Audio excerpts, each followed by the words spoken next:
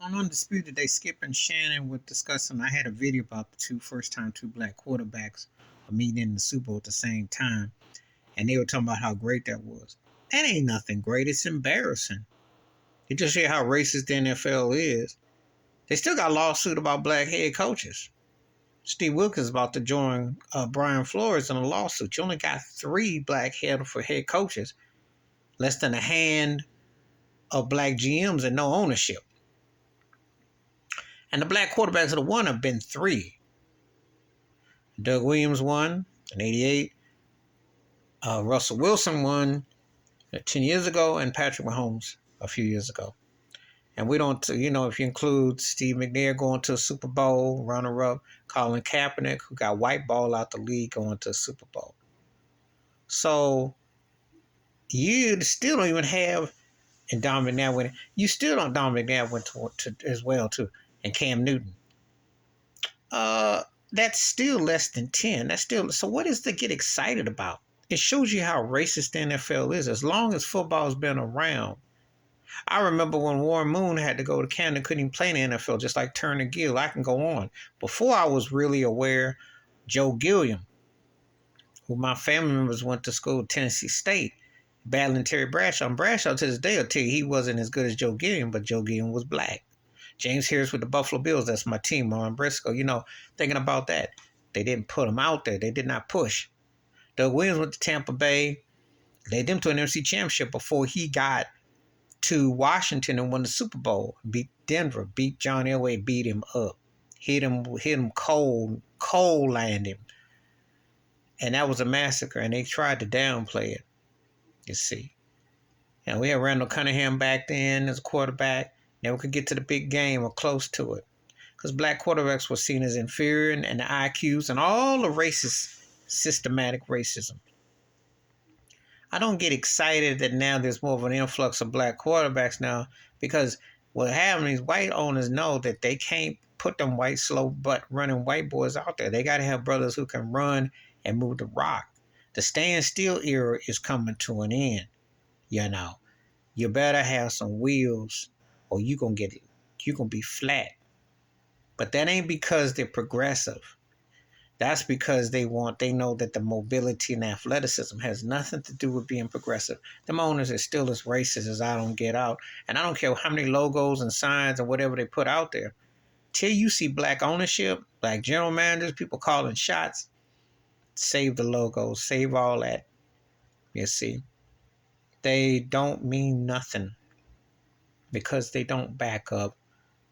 And it shows how racist they are. So yes, they discuss it, and it might make them feel good to sell it about this. I can't stand when people talk about, what's a race card? What the heck is a race? There's no such thing as a race card. You're black or you're white or you're other. That's the America. There's no card.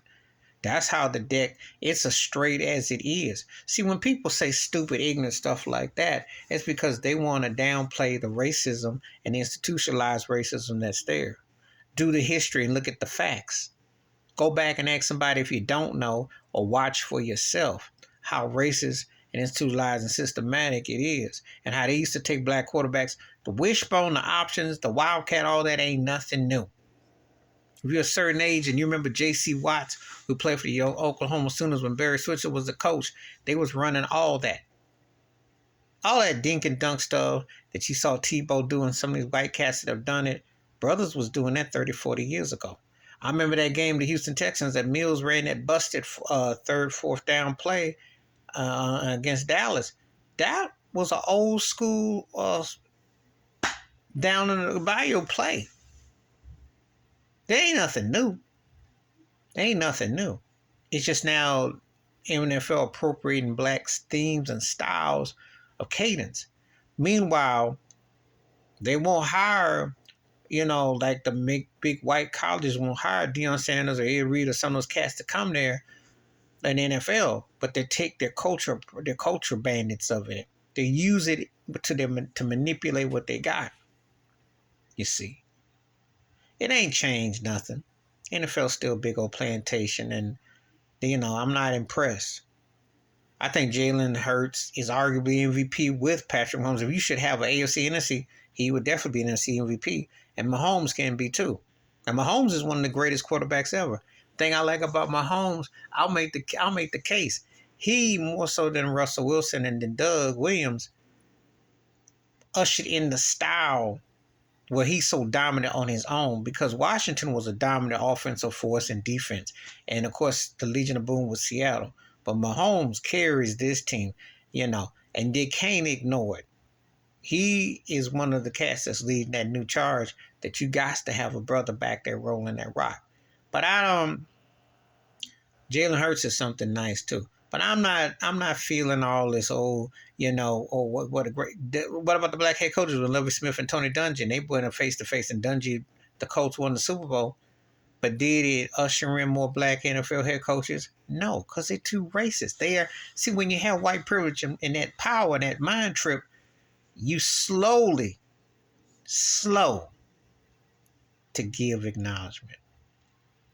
And this is nothing to get excited about. It's embarrassing for the NFL. They should have been had multiple black quarterbacks going against each other for Super Bowls. They're not getting no pass. They just as racist trash as they ever been. All those commissioners, all those owners ain't about nothing. They need to be called out and held accountable. There's still a reason why there are people who boycott because of how they did Colin Kaepernick too. And now they want to parade like they care selectively, which they don't. Their racist vile selves will have to deal with their racism and what they've caused, because it's just a sport. They choose it to be a good old boys club on the field too. Please hit like, subscribe, welcome thoughts or comments, and I do respond. Thank you. Wash your hands, keep your mind clear, watch out for another shitty video if you want to.